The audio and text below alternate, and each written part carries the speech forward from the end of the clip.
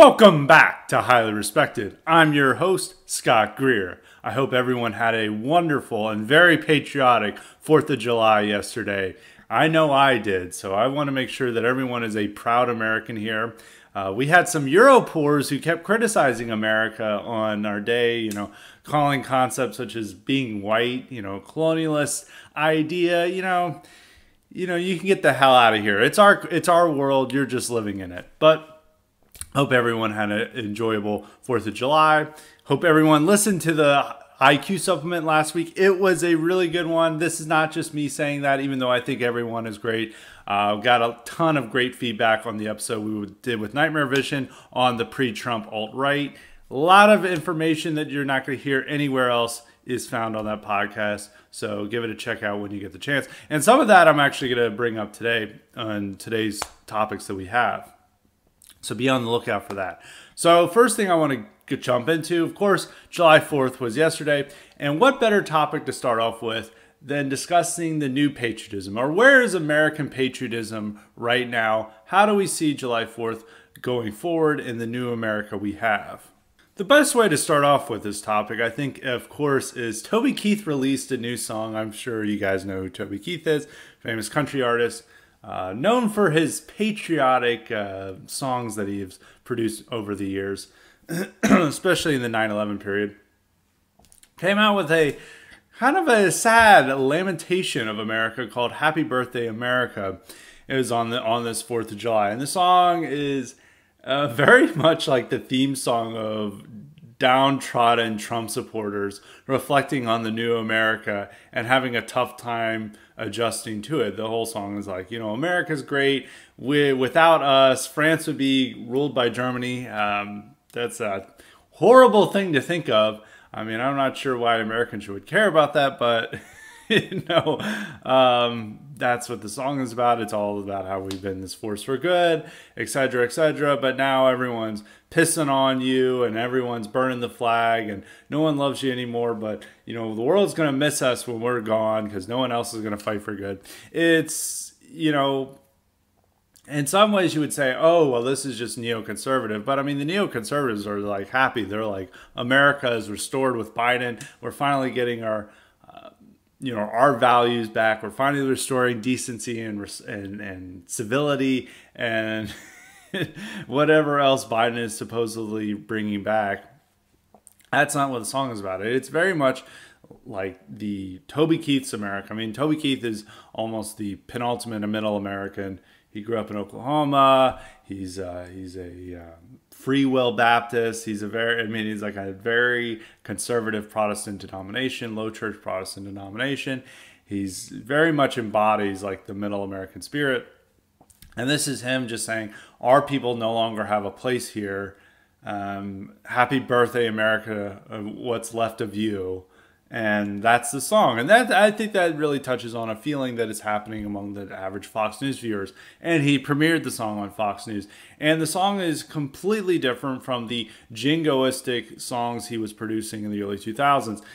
Some of the Zoomers may not remember this, but he in 2000, he was almost, during the Iraq War, he was like the gung-ho, super patriot, we're gotta go and blow up the terrorist guy. He had the song courtesy of Red, White, and the Blue, and it's like, we'll put a boot in your ass. It's the American way. It's this very, chest-thumping song where we're like, yeah, look out, terrorists. We're coming to bomb you. And this is very much the mentality that was satirized in Team America World Police Force, a few years later.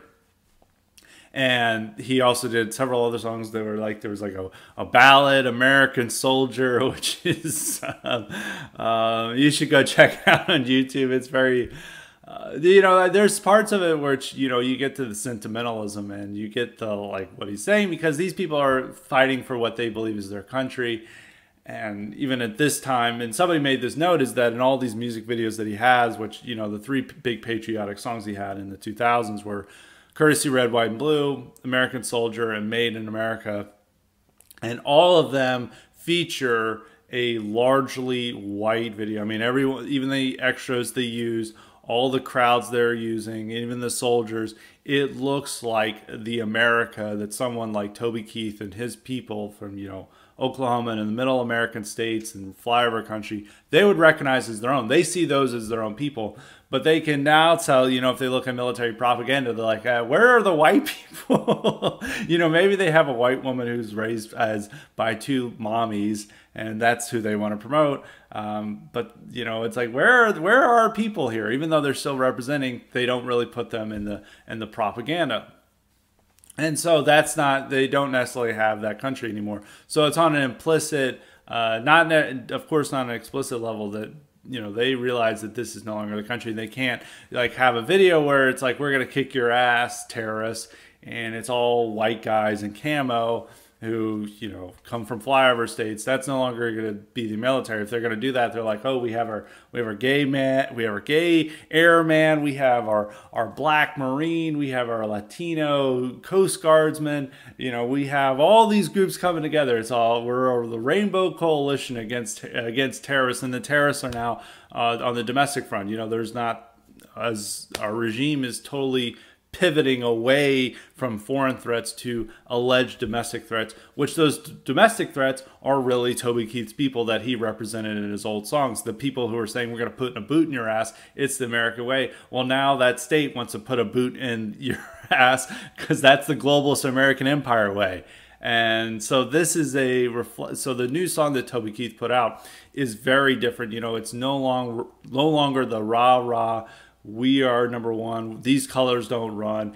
Even those people who are super patriots, and even in the song, like, what Toby Keith represents is great about America is that we kept the world free from tyranny and Germany controlling France, and we won World War I and World War II. It's this, what we've done overseas, not necessarily what we are as a people that makes us great, but the fact of our military achievements and that they've supposedly protected freedom. Even people like that in the early 2000s would have been hardcore supporters for neoconservatism and the neoconservative foreign interventions.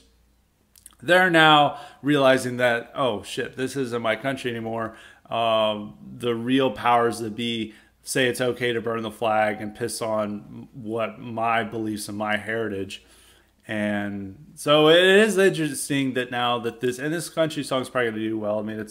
I mean, boomers love country, and the people who watch Fox News love country, and they'll probably make it a hit.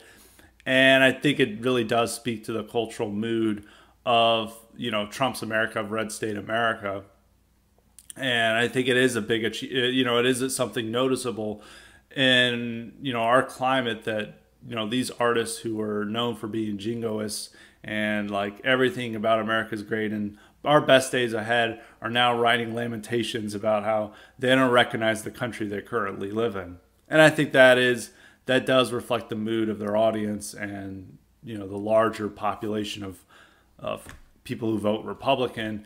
And that is something interesting that's happening. There is a mood that's going on. In some ways it's blackpilling, but in other ways it's, the necessary effect that you need to have these people wake up, but they're waking up and they're getting very depressed.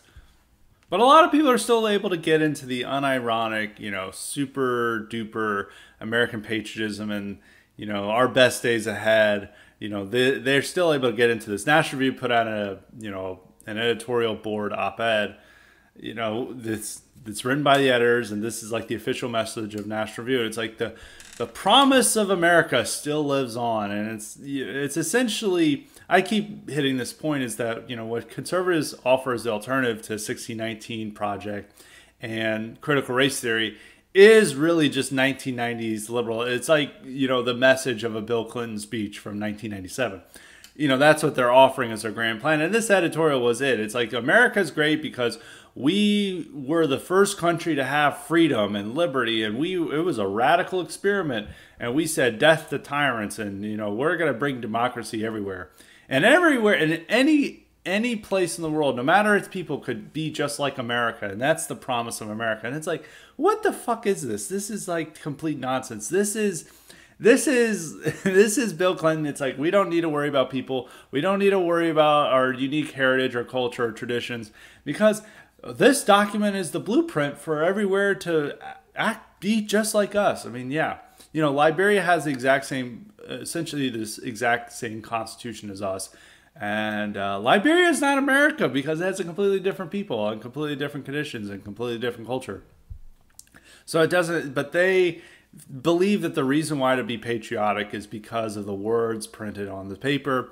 And many conservatives went into this rah-rah spirit. It's like they began reading off the Declaration of Independence and like this, we hold these truths self-evident that all men are created equal. And they had a big hard-on for this. And there's this, conservatives are too obsessed with, the words that were written down by the founders and the people who made this country rather than the actual people who made this country. There was like a real people who made this country, very specific people, very unique people that were different from others. And, without them, we wouldn't have this country. But for some reason, they think that the Declaration of Independence and the Constitution, just the straight document, the straight paper, just made this country. And it's like, regardless of the people that were around. And conservatives really are obsessed with this. And liberals were too. I mean, center left people are still obsessed with that. I mean, Joe Biden is obsessed with that. I mean, went over the speeches like where he had the speeches. America is exceptional and great because unlike other countries, we're an idea and that makes us much better, which whatever, that's still some liberals believe in that, but it's becoming increasingly unpopular among the left. I mean, they obviously realize it's cringe, but they're also able to see some obvious truths that conservatives refuse to see or refuse to acknowledge.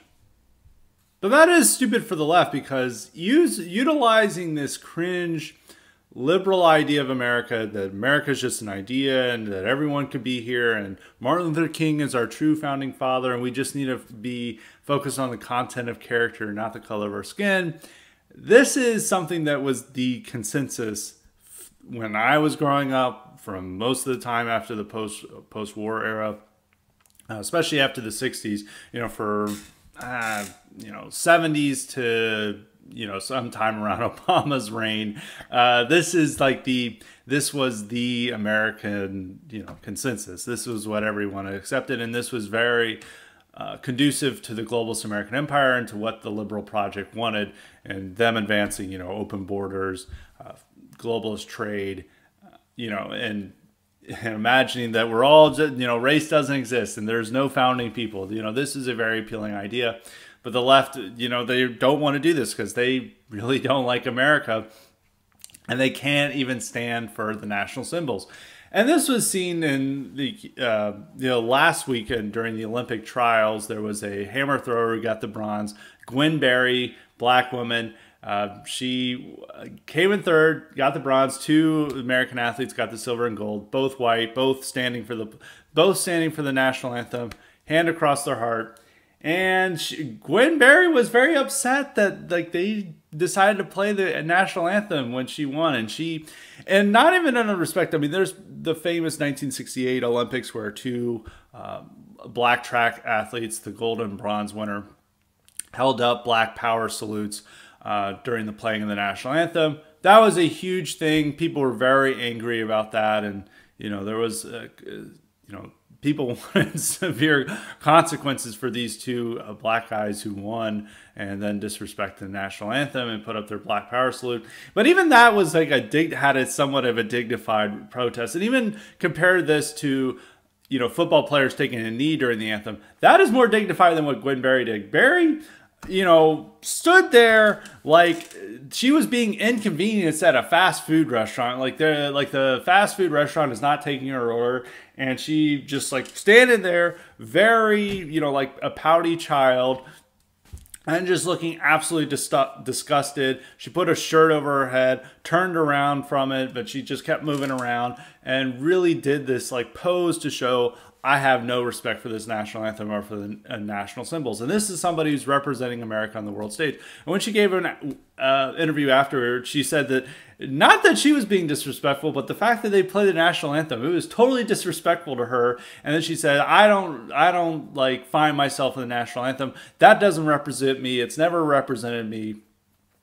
And you'd imagine that there would be this huge outcry, and they would maybe want to pull Berry from the team. Of course, no pull from the team. The American Olympics what the people overseeing it have said that everyone can protest. We're not going. We support protests, even though pre George Floyd they were saying, oh, you can't take a knee or anything. But now they're like, oh, please take a knee. So we're probably going to see, when the Olympics start up in a few weeks, every athlete is going to take like a knee and do these similar type of protests. But this is even more disrespectful because there is no like dignified posture. It was just like standing around, hand on your hip, looking absolutely disgusted at this, that you have to listen to your own national anthem on the world stage. And this is what the patriotism is. And, of course, Republican politicians are, want like her pulled from the team, but the Biden administration is defending her, saying we love peaceful protests and we stand with it. So we're going to see we're going to see far more black athletes do these type of protests as the games carry on. And even like her, like there's just like the level of just like black attitude and black culture. I mean, magic, we'll call it magic culture. With the anthem is there. I asked her, are you like going to protest during the Olympic Games? Like, are you going to do this? She's like, I haven't thought about it. Maybe keep an eye on it. It's like, it's not even like like seriously articulating any points of view. It's just simply like, this is outrageous. This is rude. I can't believe that they doing this to me. It's like they messed up your order at KFC. This is how you treat the national anthem. And you're not even going to be polite about it. And yeah, and she later on said that like, oh, the national anthem has a stanza about slavery that's not in the the national anthem that's played at ball games, but that this is why I'm pro. But she just came up with that reason, and somebody told her afterwards. She definitely didn't know that before. But this is like this anti-Americanism, like the quote unquote peaceful protest is what the real new patriotism is of the regime.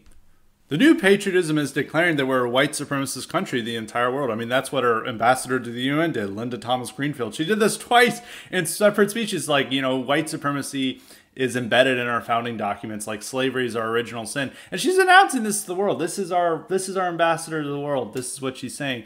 And that's the same with our administration. And that's also the point of our new national holiday, Juneteenth. And I said this, when I had the episode on Juneteenth, is that this is going to replace, July 4th over time, because it's ultimately more appropriate for the current regime's ideology and its goals than July 4th. July 4th celebrates a bunch of white men, many of whom were slave owners, revolting against Great Britain and fighting for their interests. That's too problematic. Juneteenth, even though the myth is that it's white people freeing slaves, it's actually, according to their own mythology, it's slaves freeing themselves, so it can be turned into a black power holiday. And as all of the historical projects that they're about, such as 1619 and everything else they're trying to teach in public education, non-whites are the protagonists of American history, whites are the villains, and Juneteenth emphasizes that fact, while July 4th makes whites the protagonists and their interests the core of what makes America as a nation. And that's truly what it is, but that's problematic. We can't have that anymore. And that's why Juneteenth is going to eventually replace and be more important than July 4th, not just because it comes first in the summer. It's that it has its holiday meaning is much more appropriate for the current regime. And it takes place in Pride Month, so we can add a Pride element to it. You can't really do that with July 4th, I assume, because it's after Pride Month, and that's a high holy month for our current society. So it's likely, and it comes first before July 4th in the calendar. And just for that simple fact, we're going to have it be more important over the next 10 years. It's not going to say that July 4th is no longer celebrated or that it's like taken off the calendar. It's just going to be less important than Juneteenth over time. And there's already several leftist outlets who are making this point. I think Salon, Torre wrote Torre, who's defending blacks murdering whites if they happen to say a racial slur. He's a former MSNBC host who still writes columns and such. He wrote Salon, a couple of other places, all wrote the column saying, how can we celebrate July 4th after Juneteenth? Like, why do this? Like, Juneteenth is our real Independence Day. And many people made this point. And you're like, oh, well, this is just the fringe. you're going to see these take more and more important. I can guarantee you that next year you're going to see New York Times and Washington Post publish op-eds and columns saying, why continue celebrating July 4th when we have Juneteenth? That's how these things work. No matter how much National Review and all these other conning places want to emphasize that, oh, we just all love our big, great melting pot, the left is not about that. It's far too important to emphasize that we're built on white supremacy than to even deign to allow these unironic patriotism to continue. And these displays of uncritical, just straight national pride is still problematic in their books. And Nightmare Vision talked about this on the last podcast when we were talking, or not the last podcast, the last IQ supplement that you need to sign up to listen to. He was talking about this point where, the left is handing us a gift with American nationalism. And there was this New York Times editorial board member, Mara Gay, who went on Joe Scarborough like a month ago or so. And she complained about how she went on a beach trip in Long Island and she saw all these pickup trucks with big ass American flags flying around. And she felt that this was a symbol of white supremacy. And the whole show, and also the funny thing about Scarborough's show is that the whole backdrop behind Joe Scarborough is all American flags, almost cartoonishly so.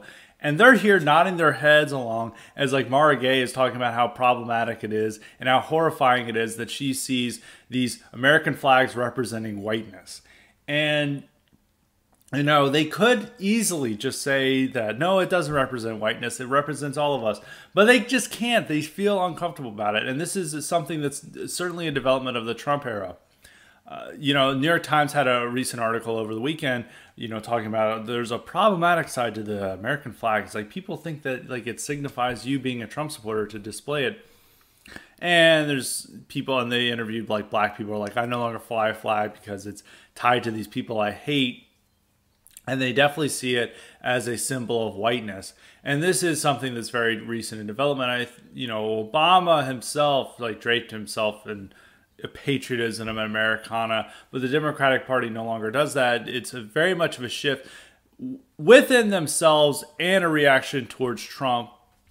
You can see this reaction to when Colin Kaepernick first started taking a knee during the national anthem in 2016. There was widespread outrage against that, and the polling was universally opposed to it, and it was bipartisan, cross-partisan. It was not necessarily just a Republican issue. Trump gets in the White House, and then he makes a criticism of players kneeling in 2017, and the whole league decides to take a knee. Media starts defending it as this is true patriotism to take a knee during the anthem.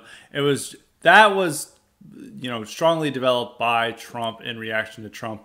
But otherwise, these are organic developments. It's not just all because of Trump, which some people have made this comment, that Trump sparks more extremism of the left, and that's not necessarily a good thing. We'll get to that more on that in a moment, on Trump at least.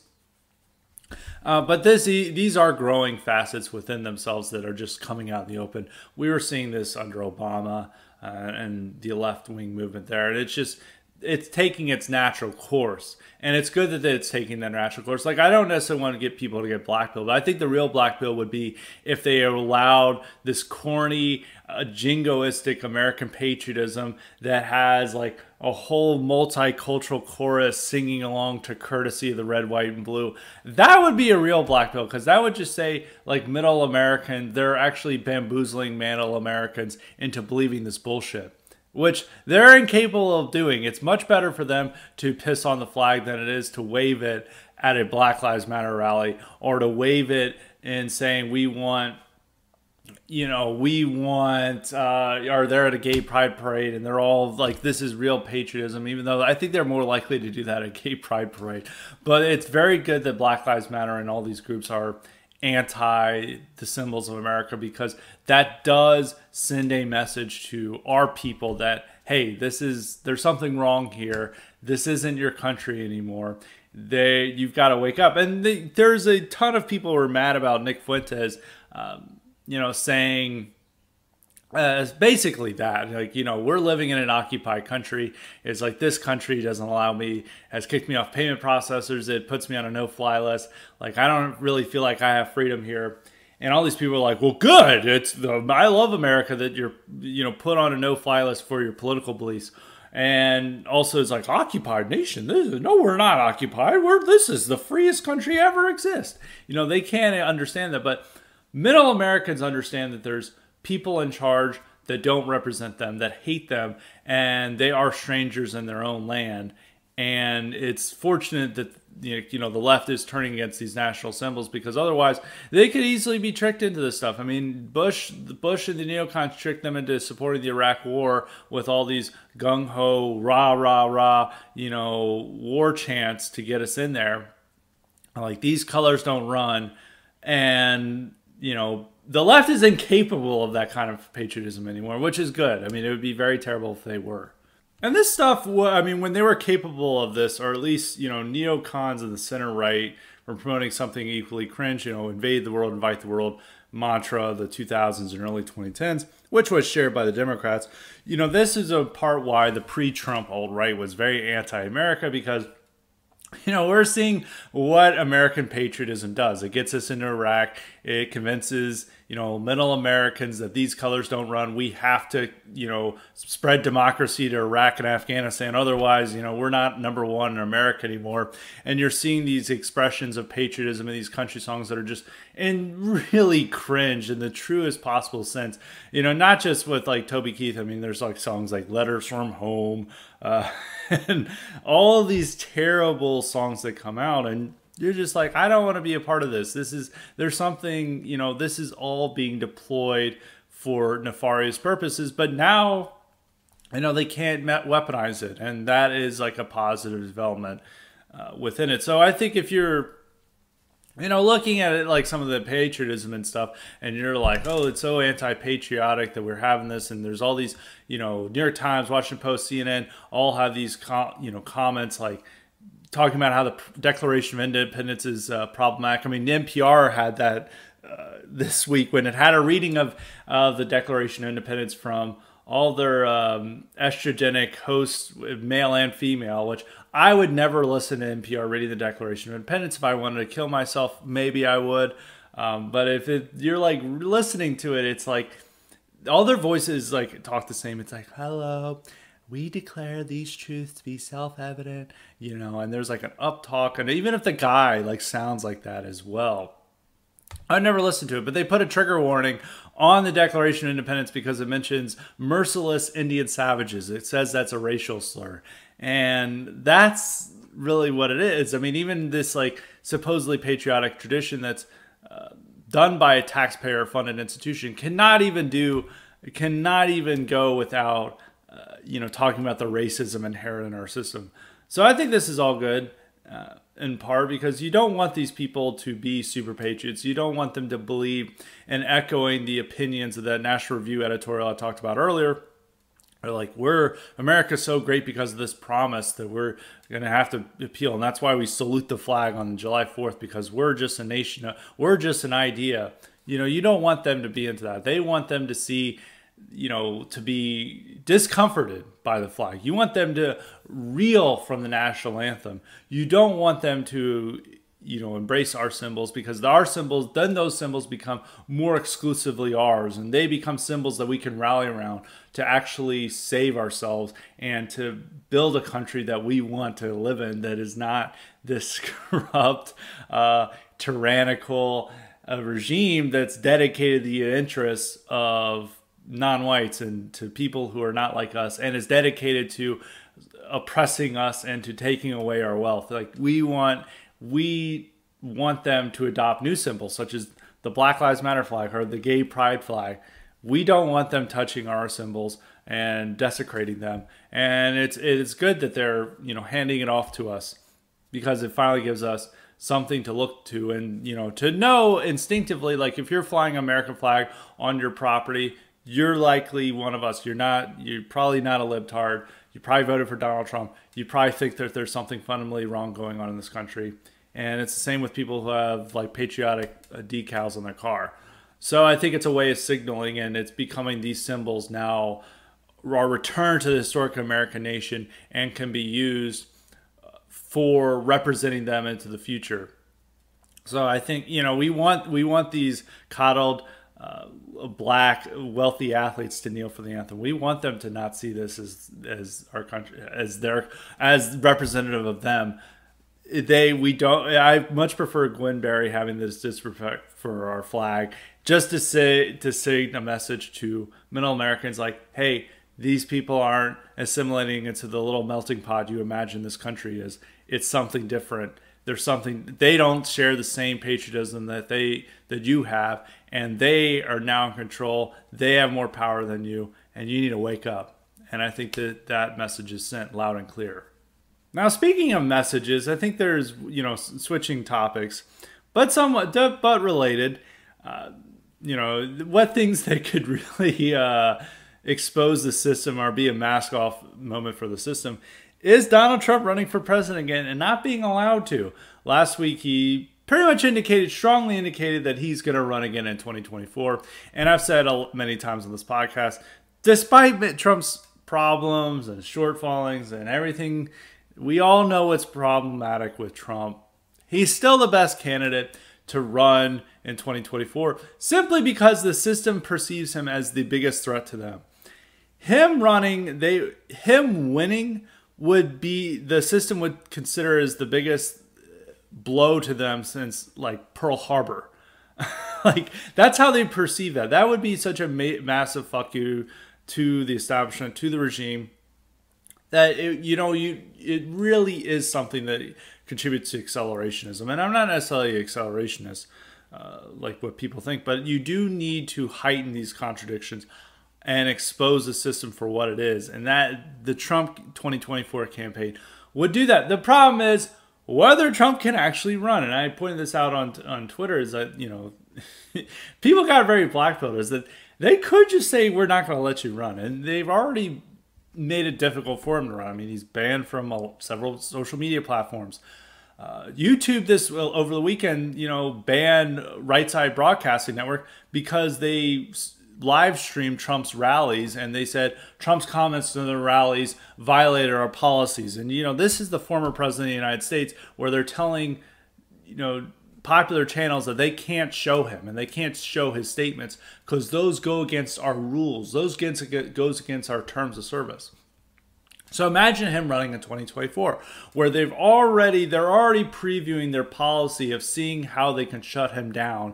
And when they perceive that he could actually win again, why not just hit the gas pedal to the full? Why not just say, fuck it, we're going to ban him completely. His face and his speeches won't be allowed to be broadcast on YouTube. Networks won't host it, so there's no way to see it. They'll say, we're not going to host your ads because you violate our democracy terms. Sorry, Trump, you violate the terms of service of America. Your account has been suspended in terms of speaking out. Every payment processor, every credit card company, every way to contribute money to Trump could shut him off and say, we're not giving any money to you because we're not allowing any money to be transferred to you because you violate the terms of service of America. And you're not respectful.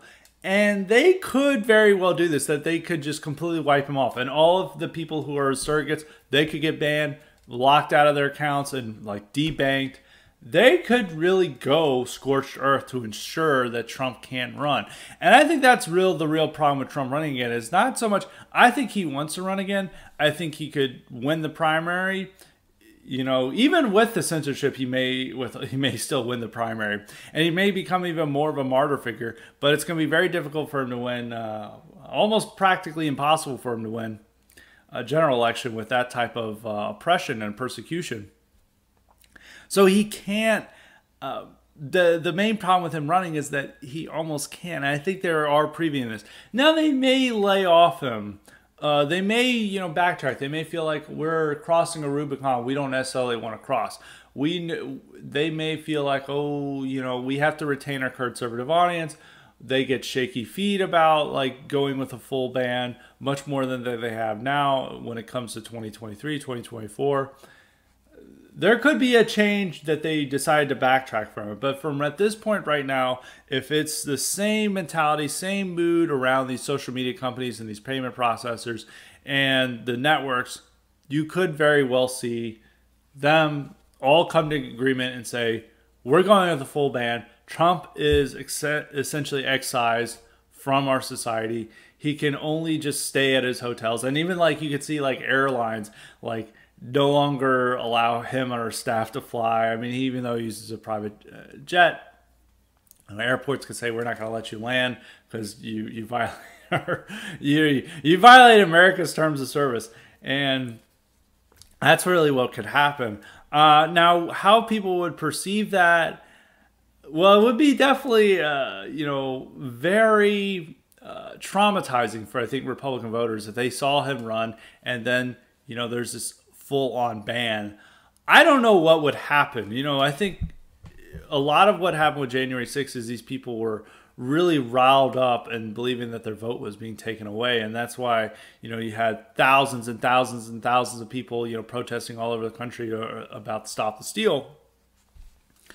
And now you could see, something of that magnitude if they just say, we're not going to allow Trump to run again. Because they see Trump as a symbol, our Republican voters see him as a symbol of themselves. And that's what's, I don't know how that would be perceived. And it would definitely hurt Republicans. I don't think Republican voters would come out and vote for whoever they put up. I don't think they would, if there was like this clear message that Trump is running and he can't campaign due to censorship and debanking and deplatforming, I don't think they would turn up to vote for whoever the Republicans put forward. We saw this happen in Georgia with the Senate races. If they're demoralized to the point that they feel like they're no longer living in a democracy, they're just not going to turn up. And that will be a major turning point for America if that occurs. So that's something to keep an eye on. I'm not saying this is like a good or bad thing. I'm just saying this is objectively, as a objective observer, as what my own thoughts are. And it would certainly have a major effect on our country. I mean, Trump may decide not to run, maybe he has health problems, maybe he has so many legal problems, maybe he himself realizes he can't run and he doesn't want to run the risk of being told by, the whole system that you're not allowed to run and that his life would get worse if he does run. Many things can change, but for right now he wants to run. But I think the system, if all things stay the same or even escalate, they're not going to allow him to run at this point. But that could change. A lot can change over. He would probably start campaigning in summer 2023. So we're 2 years away from when that moment would fully arise. So, and a lot can change in that time frame. So that's something to keep in mind. But if Trump doesn't run, maybe we can have J.D. Vance. J.D. Vance, hillbilly elegy author and I guess tech entrepreneur. I guess that's what he calls himself. Tech investor, maybe. He announced last week that he's running for the Senate. And a lot of people on our side did not react positively to this. Many people do not like J.D. Vance. I would say for a good reason. He was a never-Trumper in 2016. He complained about how Trump is demonizing Muslims and immigrants, the people he cares about. He didn't like his tone and his lack of respect, and this wasn't very godly. And he's like, I pray to God that our country gets a better person than Trump. He voted for Evan McMullin. Very embarrassing. And there is something suspicious about him. Also, many people are not liking the fact that he has an Indian wife, and he always talks about how, hey, let's see you call me racist to my non-white kids. And, people cringe at that a bit. So a lot of people are not liking J.D. Vance. And his speech, I am more positive about Vance. I'm more bullish about Vance. I'll get that in a moment. But I first want to talk about his speech he gave. It was a very odd speech. It's very clear that he's not this natural charismatic politician. He's definitely like being awkward in the speech. And there's something, strange. He's like, I watched parts of it. He's talking about how like his, in the book, he's talking about his troubled relationship with his mom and dad because of like their drug and alcohol problems and all types of stuff that he talks about is like endemic among the white working class. And he's talking about now they're like have a great relationship. It's like my mom has been sober for I think he said 6 months, and like the whole crowd's like, woo! And then he's like, Dad is like, I thought I'd never have a good relationship with my dad. Now we get fried chicken together. And then it's like, woo! And it's like, what? It's something really weird where there's all this like deep-seated family pain and anguish, then becomes like lighthearted banner at your rally. I just found that pretty weird. It's like, I thought my dad abandoned me, but now we get fried chicken together. It's like, what? And there is something, he's struggling with it, but I think with JD Vance, there's clearly something suspicious about him. And he is really emblematic of Populist Inc. As I've said this time and time again, Populist Inc., all these commentators, none of them voted for Trump. They were all anti-Trump until 2018. You look at the people like Sohrab Ahmari, Sagar and Jetty, Shorab Sharma, even though he was a nobody in 2016, he was a college student. And all these people, it's the number one defining trait of Populist Inc. is that you are not into nationalism or populism in 2016. You're either a neocon or a libertarian, and you were anti-Trump, but at some time in 2018 or 2019, you decided to go full bore on Trump, many for opportunistic reasons, and it's certainly been beneficial to them, to these people who jumped on board. I mean, Sohrab Ahmari was just a random writer for commentary. Now he's seen as a leading conservative thoughtfluencer due to, his sudden shift away from neoconservatism. So it's been beneficial, and it's the same with JD Vance. JD Vance would be going nowhere if he was running on his Ev McMullen agenda in 2022 for the Ohio Senate race. So, and it is opportunistic. But I want to say this is different from him being a commentator. He's actually running for a place where he can affect policy. And I would say this about Vance. Vance, despite all his faults, is the only candidate in the field, one of the few Republican candidates anywhere who talks about legal immigration and wanting to reduce it.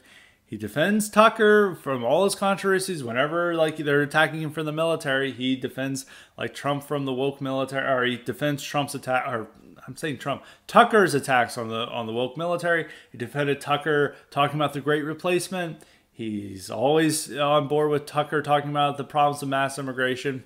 So he gets those issues, and also unlike a lot of other people that people on the right really like, such as Ron DeSantis, he is not a neoconservative. This is one of his, true blue beliefs that carries on from the mid 2010s, when he was writing Hillbilly Elegy. He is a supporter of non-interventionism. He wants to bring the troops home. He wants to return, reduce Americans' foreign deployment. We need more Republicans like that. All in the Senate, the only reliable person we have on that right now is Rand Paul. Josh Hawley will sometimes make some, rumblings about it. So will Ted Cruz, but they're not really reliable on it. The only person who's truly committed to this in the Senate from the Republican side is Rand Paul. And there's a few other people sometimes do it. I mean, Ron Johnson and some of them more libertarian. But besides him, it's really just Rand Paul. We do need another person in the Senate who will do that. I'm pretty sure JD Vance. I'm more certain about his foreign policy positions than I am about his immigration policies. And this is somebody who regularly talks to Tucker and is influenced by Tucker and is campaigning on Tucker's agenda. We don't have very many Republicans doing that anywhere else.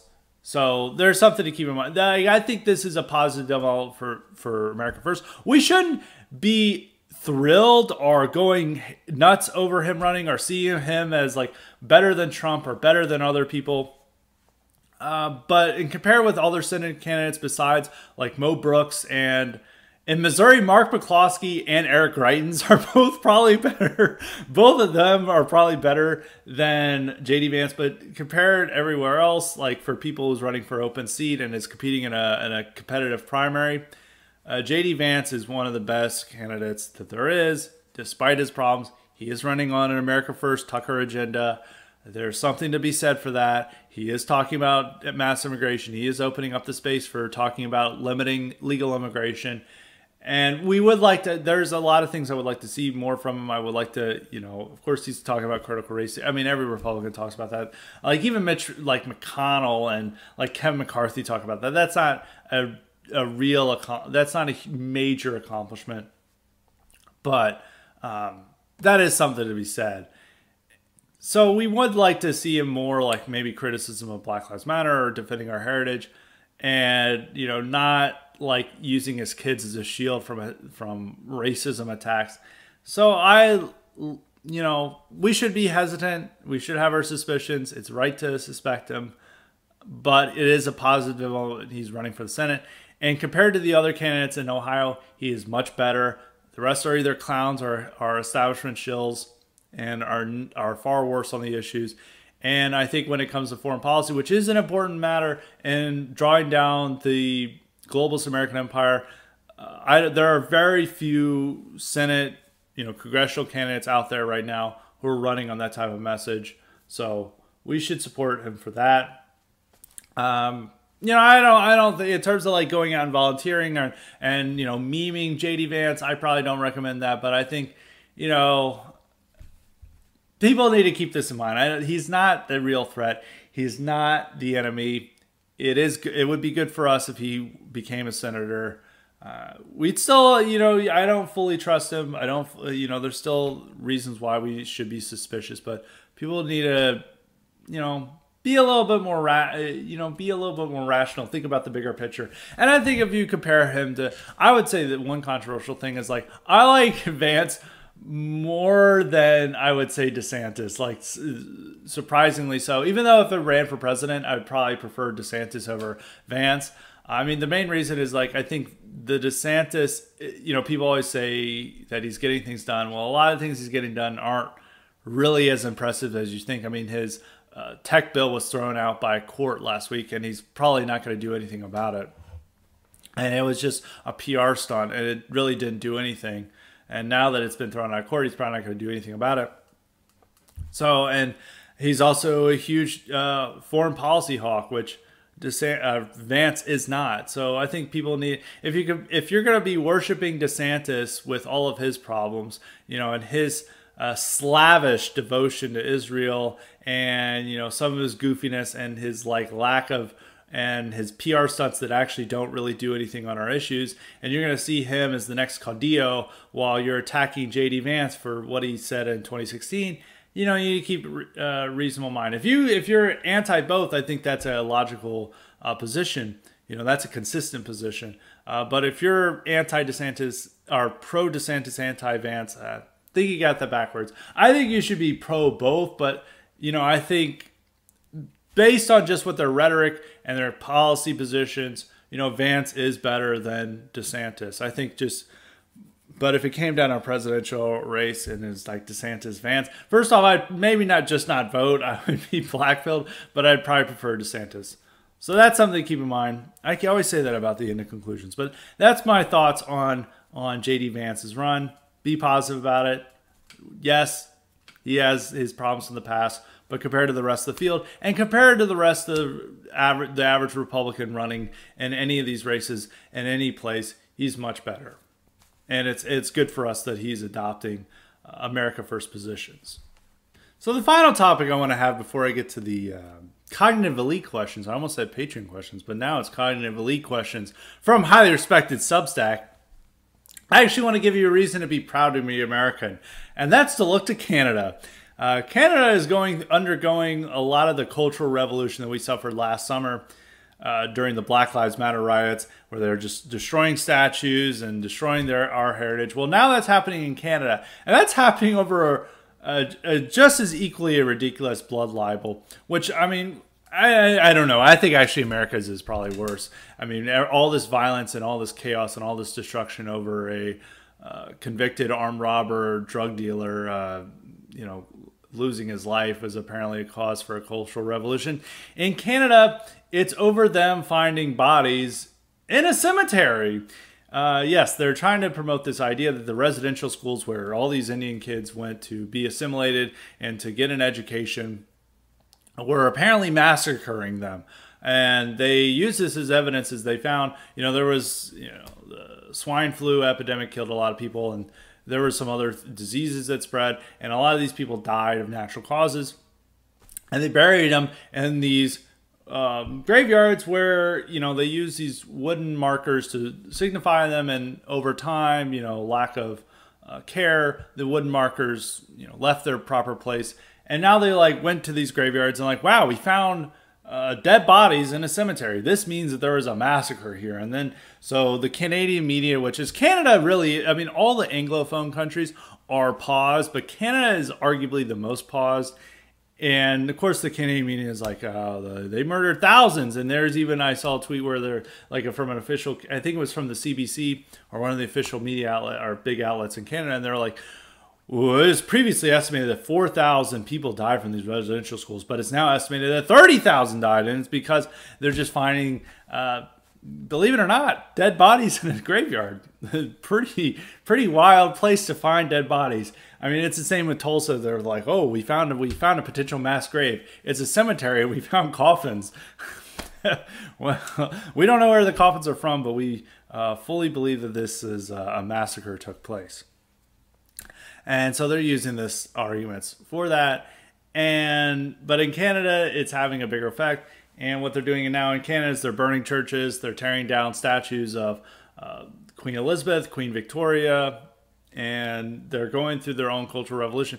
And unlike in America, you know, there was some pushback against this and there was some outrage. And I think if Black Lives Matter had targeted churches, there would have been, you know, I think there would have been a counter, you know, there would have been actual serious problems for them if they had that. And there would have been much more public condemnation. I mean, yes, they did attack a few churches. There was like the church in DC where, you know, a fire did break out, a minor fire did break out. There are some others where there was some minor vandalism, but they really did try to avoid, you know, attacking churches. But churches are the main target. There's been at least 20 churches that have been vandalized or burned, and there likely is much more, but they haven't been reported on. And these arsons aren't just like a little fire. It's like the whole structure is on fire and it's coming tumbling down. And, you know, the response in Canada is just a collective shrug. And I see all these Canadian conservatives who are, you know, really outraged about this and like demanding action. And I think, you know, we could have said that a lot of American right-wingers were demanding action. Well, particularly from Trump when these riots were occurring last summer and there was none. And so I understand that feeling, but, you know, there's not really going to be anything. I think Canada, you know, if you're a right-winger in Canada, I almost called it Canada. In Canada, your best move is just a move. And I've known several people from Canada move. I mean, if you look, Lauren Southern's moved, Gavin McInnes moved, you know, all these various other figures are trying to move. I think Faith Goldie even wants to move, maybe not, but I know that from her that she is gave up on Canada. Like there's really, and if you look at the political scene in Canada, it's far worse. Like the Conservative Party in Canada is the worst center-right party in any white country. You know, it's essentially the center-left. I mean, they have three parties and they're all left-wing. And the Conservative Party is, I don't even know what is right about them. Maybe they're like, you know, a little bit to the right on economics. There's nothing right socially or culturally policies that they support, and they support open borders just like the rest. I mean, even at least with the British Conservative Party, even though they don't deliver on a lot of their promises, they at least campaign and work towards stricter immigration. And some of the ways they do try to control immigration into the country. There's no sign of that in Canada. I mean, they support the same policies as the Liberals do. And there's like a far left party, the New Democratic Party, that's even that. So that you just have like center left conservatives, left, you know, liberals, and then you have the far left New Democratic Party. And they even tried to have a third party that was actually genuinely right, the People's Party, but it didn't take off. I mean, they have a somewhat similar system to us. So it's like difficult for any third party to exist where, you know, all these other parties have much more infrastructure and time and effort and bigger name recognition. And they tried to do this in 2019, and the People's Party didn't win any seat, and they got destroyed in pretty much every race. So there's not even like even a mainstream political option going on in Canada. And I think one of the points that has to really be stressed is that a lot of people on the right see the Catholic Church, and most of these churches being attacked and vandalized are Catholic churches. And you always see like people talk about is like the Catholic Church is going to be a bulwark against liberalism. It will stand up for itself. It's going to be a massive force of resistance. In this situation, you're seeing the church under attack. And the church isn't really responding. There's an archbishop who is, I think, the highest. He's the head of the conference of Canadian bishops. I'm not sure if that's the name, but the Bishops' Council, whatever they call it in Canada. And he simply said, we're being persecuted, which is true. They are. And he's being pilloried in the media for fueling anger over these churches, while the rest of the media is like saying it's understandable that they're destroying churches. Even police officers or police departments that are issuing public statements about the church arson, they all have to say, we understand the anger. We understand how terrible it was that we slaughtered all these Indians, even though that's not necessarily true. This is like a blood libel against the Canadian people. We understand that anger, but this is just so wrong to burn our churches. Please don't do that. And this is like a police department reporting on a crime. Imagine like they're reporting on a murder. It's like, we know this person was a terrible person and that they were a piece of shit and they deserve to die, but you shouldn't have killed them. Please help us find the murderer. That's what the Canadian police departments are doing. And, there's not any back. Like I've seen people like, oh, they need to sit outside and guard their churches. Canada spent more effort and time on arresting pastors who opened their churches against lockdown orders than they did to people who are actually destroying churches. They sent out SWAT teams to arrest pastors on the interstate or their highways. There's images of them like guns out, like treating them like they're terrorists, and they're just a pastor who's keeping his church open. They're not going to, if you actually sat outside and defended your church, the Canadian police would arrest you and allow the quote unquote indigenous activists to walk in with gasoline and burn your church down. I did joke with some people, saying is like, it's okay in Canada for indigenous activists to burn down churches, but when indigenous activists did that in the early 1990s in Norway, such as Varg Vikernes, that was apparently a big problem. Of course, we're not being serious about that, but it is like, I did find funny parallels is that, the black metal scene in Norway used similar reasons. Like, they saw, a lot of this is silly, of course. They saw Christianity as a colonial religion, even though they had been Christians for 1,000 years, and they're like, they use violence against us. This is why we're burning down churches. And people were like, that's kind of stupid. But now, like with indigenous activists that are non-white, you could call Varg Vikernes an indigenous activist.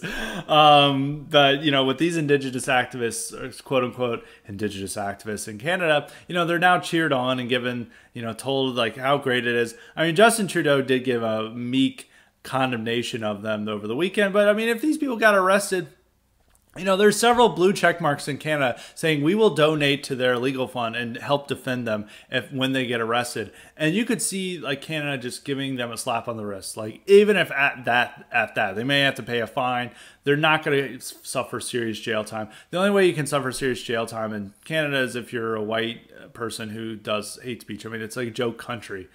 But going back to the point with the Catholic Church, like, defending itself, like, people always, like, imagine that, we can just, get some bishops in there and some cardinals and who are based, and we can once again use the church to declare a new crusade, and we can really turn this thing around, which, and this is not a criticism of anyone's faith or, what church you decide, that's up, there are many reasons why you're part of a church. It's not just because it's based or you agree with the people's politics. You believe that this church represents the truth, and this is what your family is a part of. This is a part of your community. There's many reasons to support a church. So there's no criticism of that, of course.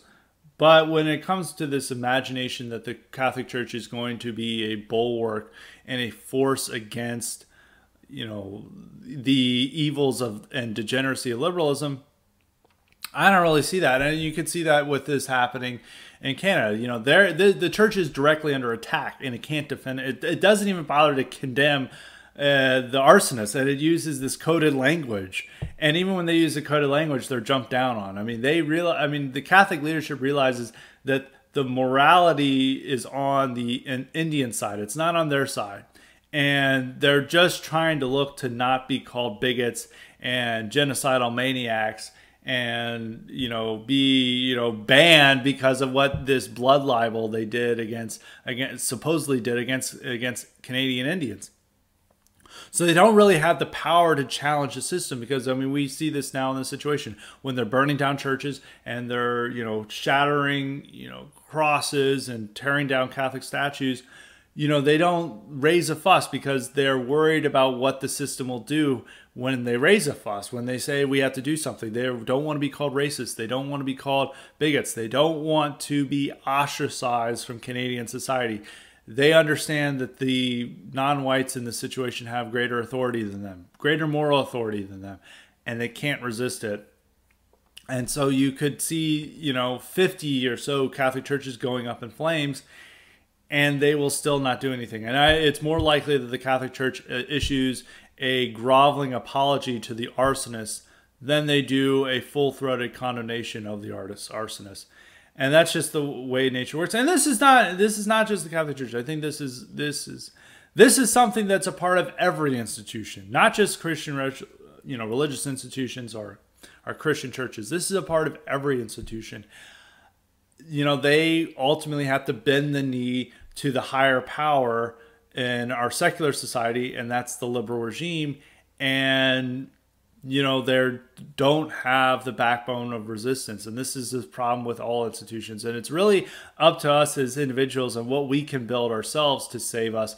And we really can't look to these institutions that are too tied into the system, are too dependent on the system to survive in order to save us. It's really up to our own selves to save save our mission, save our people, and save our civilization. The Catholic Church will only be turned around when we are the ones in power, when we control the reins of secular power, and they will then, do an about face and appeal to us and be more conservative and traditionalist minded, and will be willing to defend themselves when non-white arsonists are burning them down. But it can only occur in that situation.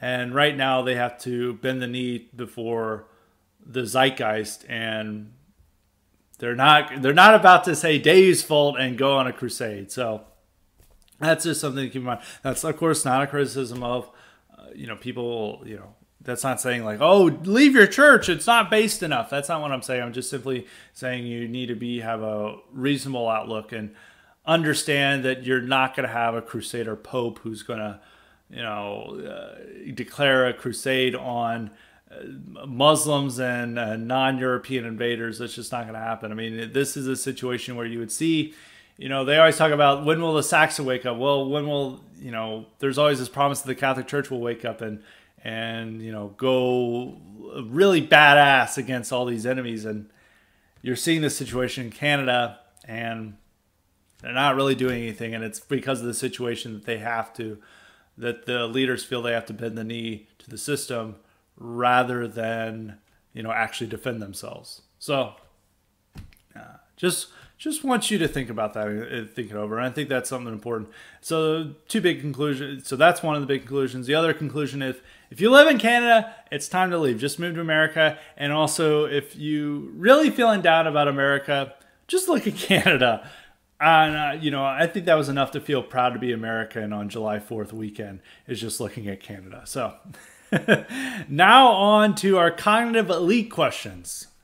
As a reminder, you too can get the power to suggest questions, guests, or topics if you sign up for the highly respected cognitive elite option at Highly Respected Substack, which is highlyrespected.substack.com. This one comes from Johnny. He asked in the comments section of our last IQ supplement.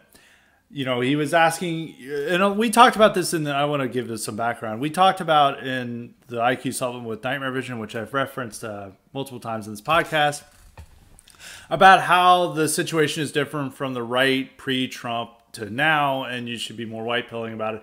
And he just asked for clarification of how are mainstream conservative talking points different from then and now, and how is this white pilling?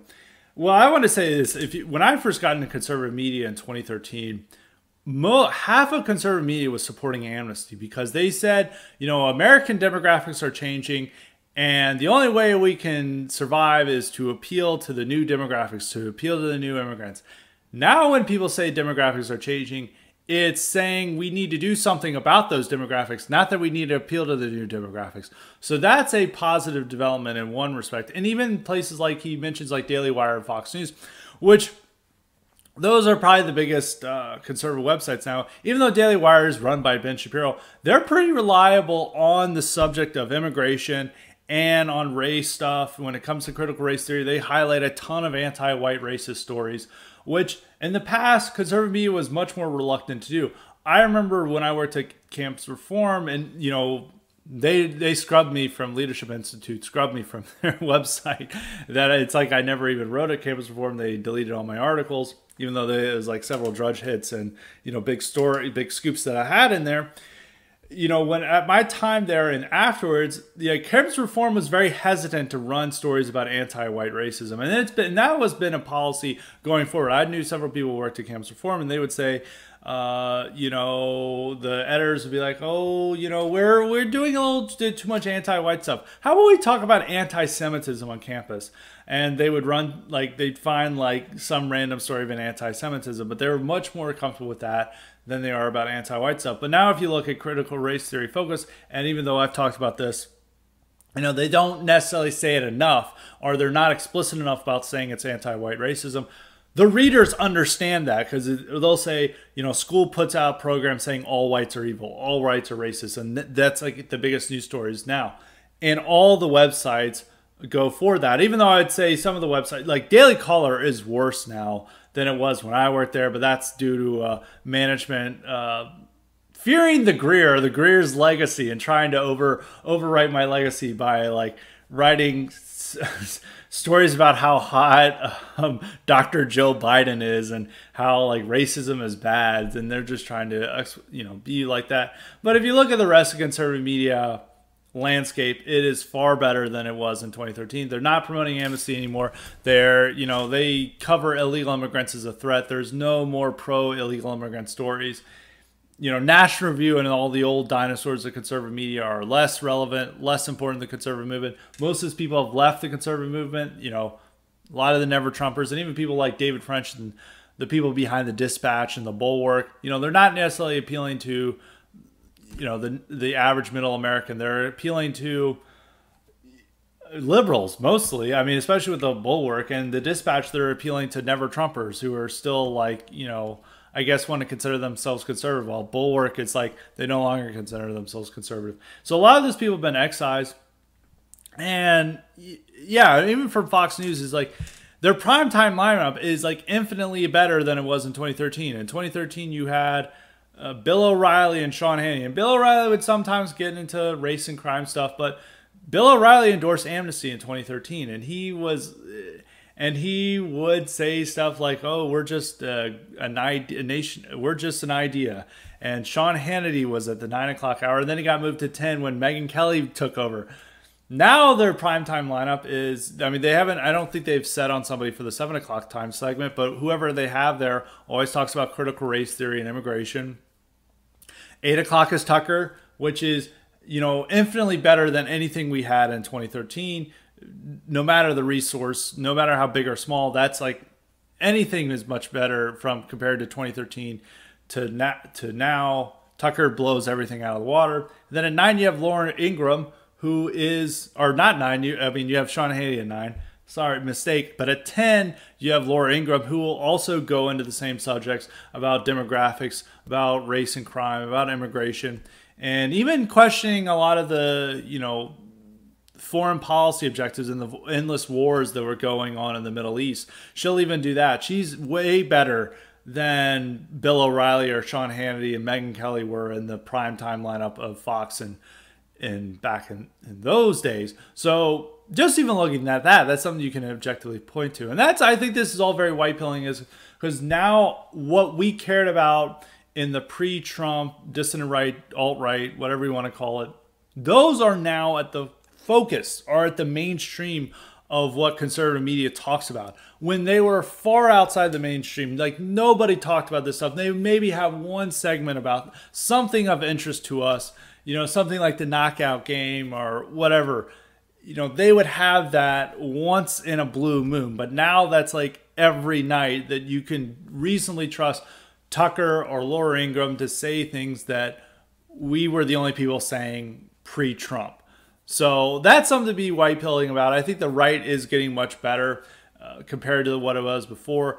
You know, no Republican politician can openly support amnesty. They have to, you know, they still do. A lot of them still do, of course, but they have to wiggle around it and obscure their real intentions and say like, oh, you know, path to their, you know, pay back taxes and stuff. And you have to look at this, like the change in conservative media can be reflected by the fact that not a single Republican senator supports Biden's comprehensive amnesty plan, which in 2013, you know, I think at least a third of Republicans did. I think it was close to maybe even more a third. It was like 68 senators voted for it. I can't remember. So I believe roughly 20 Republicans. That's even more than a third. The math is bad, but you know, you get it. Roughly 20 Republican senators voted for it. And now today they can't find a single. Actually, I keep going back with the math. It was definitely not 20, but it was close to 20. It's at least 15. We'll settle on at least 15, and we'll be happy with that. But now today they can't even find one Republican senator, and they have terrible people like Lisa Murkowski and Suzanne Collins. And this is due to the backlash they would receive from conservative media if they back this. And they know that conservative media is unified against these ideas. So that's something, you know, very white pilling. And I think, you know, even a place like Daily Wire that, you know, hates the dissident right and, you know, will call people like Nick Fuentes and me like racist, they still say they're still like covering news that we care about and saying things that only we were saying in 2014. And so that is a positive development. And I never want people to think that it's like everything to be black-pilled about. But one of the most white-pilling things is how the right is getting better. It's still not all the way there. There's still many disappointments and still many things we need to correct. But it is getting way better than it was when I first entered politics formally in 2013. All right, the second cognitive elite question comes from Adam. He asks, what are my thoughts about the black nationalists that shut down a highway in New England over the weekend? This is a funny story. This is just a really funny story. And they always talk about the threat of white nationalist militants. Then we've had two big stories about black nationalists going off. There was a black nationalist who killed a police officer, I think it was in Florida, but he fled to Georgia, and that occurred, or it could have been in South Carolina, but he fled to Georgia. He was arrested at a black nationalist encampment in there, and he was an open black nationalist and hated whites, hated cops. Black nationalists are not even mentioned in their domestic terror threat. It's all white supremacists. The domestic terror threat memo that the White House put out. Black nationalists are not mentioned as them, and then this weekend, the black nationalists shut down an interstate because these guys, they claimed that they didn't want to cause a ruckus because they're in full military gear traveling through state lines. So they loaded up on gasoline to refill so they wouldn't have to stop at gas stations. And they got out at like 2 a.m. and they're like refilling their tanks. And this cop like pulled up and is like, what are you guys doing? And he sees that they have all assault rifles people are actually getting mad that I use the assault rifles, but they're using, you know, they have rifles and they're in full military gear. And the cop's like, what the fuck? It's a bunch of black guys in probably an area where there's not that many blacks. And then they pull over and then they try to claim they're from a group called Rise of the Moors, which it's very funny. There's another group that, a story about this group that was the Al Moroccan Empire. They occupied a house in New Jersey. And the homeowner's like, this is my home, you need to get out. And they're like, no, we're here. And there's like and they put up their Moroccan flag and they're like, nope, this is a part of our empire now. And we made a treaty. This is it. And the police eventually had to evict this guy who was occupying it. And now there's like this group that's like Moors. They're very into these Moors and Moroccans when, you know, these groups were not black. And even back in the ages that they're looking at as them as the peak of their civilization, much of them were governed by Berbers, and Berbers were considered white people. You know, there's many of them who have blonde hair and blue eyes. They were they were not black, but it is LARPing, especially the Moors. They are LARPing as a people that they're not. It would be, people always want to criticize like white people for seeing themselves as Vikings. It's like, well, you're not Nordic, or it'd be akin to white people, deciding to be a white nationalist group that adopts like a Japanese, like the Shogun period. It's like, we're the Shoguns, but we're a white nationalist group. It's like, the Shoguns weren't white, and then like, no, yep, they were, and they built this whole mythology around that the medieval Japanese were white people, and that's what they're trying to build up. And so that's similar to what these black nationalists are doing with the Moors and North African and Morocco, and these appeal to Morocco and other groups. Those weren't black people, but for whatever reason they adopt them as a part of their symbolism. So this group, they're pulled over. They have a standoff with police. They shut down the whole interstate, and they're trying to yell at the cops like, "We have a treaty with your government. Like, you can't arrest us." And they got arrested, but they insisted that they are at least smart in this regard, even though there's many stupid activities, like the fact that they're like riding in their like SUVs or their trucks or whatever in full military gear to go training. They should have just like waited till they got there. And the fact that they didn't want to fill up at gas stations, or they had their own gasoline and they filled up on the interstate, which that's going to cause more attention than just simply going over to a gas station. And like them yelling at the cops like they have a treaty. They eventually got arrested. They told the police officers like, "Hey, all right, we're not anti-government. We're not black identity extremists." They definitely knew what the FBI or like federal law enforcement were looking out for to say that, even though they're clearly both. And they got arrested, and then they said we had a right to carry our firearms. They didn't even have license for those firearms on them, and the state law in the state they were arrested in said that they're not allowed to carry firearms openly on an interstate and brandish to them, so they committed a crime there. So there's always a comical effect to these black nationalists. I think the Not Fucking Around Coalition, which was the encampment that the guy who shot the police officer was hiding out at, that anytime they had a rally, somebody's gun would go off and injure somebody.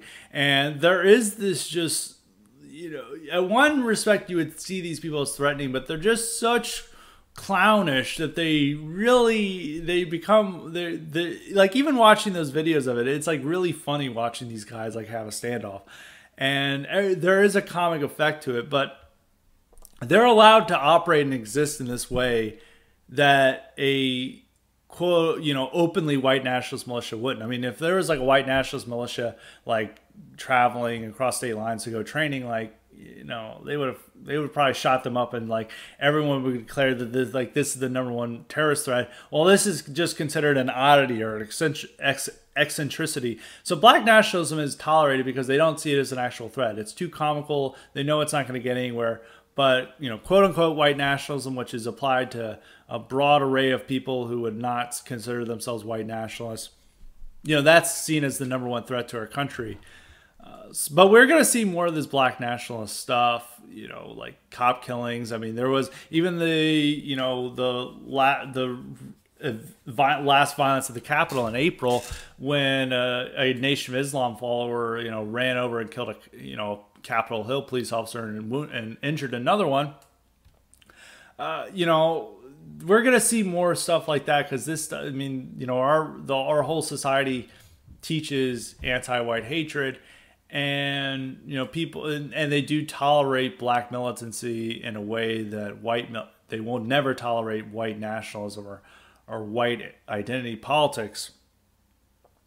But at the same time, black nationalism is outside the fringe. It's not going to grow as a popular force. Blacks prefer Black Lives Matter, which is very different. It's not very masculine. It's much more tied into the system. It's led by women. It's demanding a handout from Whitey rather than wanting to kill Whitey. It's wanting to put Whitey in an inferior position rather than, wanting to be separate from Whitey. That's more the mainstream. That's, as we discussed in, our Buck Breaking podcast with Nightmare Vision, which you should check out if you haven't listened to. There's not this feeling to want to be separate. Like the Black Power movement of the 1960s is not coming back. The rise of the Moors and Not Fucking Around Coalition, they're not bringing back the Black Panthers. And Nation of Islam, probably when Louis Farrakhan dies, is going to, unless there's some charismatic leader waiting in the wings, it's probably going to go into sharp decline. This stuff is this stuff is not a real threat to the system. That's why it's tolerated. That's why they treat it as an eccentricity. But we're going to see more of these things because they realize that it is tolerated. And, I think the climate around the George Floyd death and the hysteria promoted by the media that blacks are being genocided by cops, it is convincing some of these people to join these groups. But they're not really going to overthrow the system. They're just going to either engage in comical behavior or engage in these one-off violence where they're like killing cops or, maybe shooting, going on an anti-white shooting spree. But they will not challenge the system, and the system doesn't care about them. So those are my final thoughts on all of today's subjects. Make sure you hit that like button and hit that subscribe button if you haven't already subscribed. And make sure you subscribe to Highly Respected's IQ supplements, which are highly rated. So make sure to check them out. But until next time, stay respected.